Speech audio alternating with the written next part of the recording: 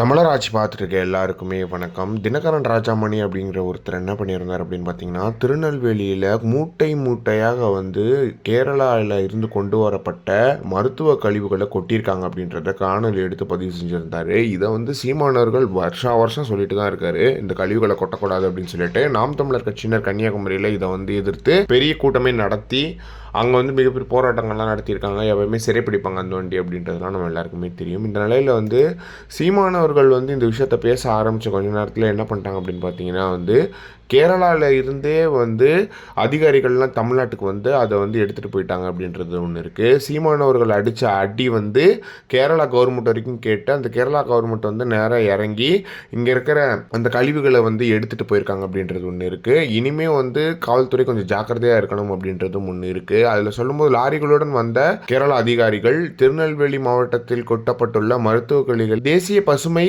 தீர்ப்பாயம் உத்தரவின்படி தங்கள் மாநிலத்துக்கே கொண்டு செல்வதற்கான கேரளா அதிகாரிகள் லாரிகளுடன் வந்துள்ளனர் அப்படின்றத செய்தி இப்போ ட்ரெண்டிங்கில் போயிட்டுருக்கு. இது சீமானவர்கள் கிடைத்த மிகப்பெரிய வெற்றியாக இருக்குது. ஏன்னா சீமானவர்கள் போராடி தள்ளியிருக்காரு, நாம் தமிழர் கட்சிகள் தள்ளியிருக்காங்க, அவ்வளோ போராடி இருக்காங்க.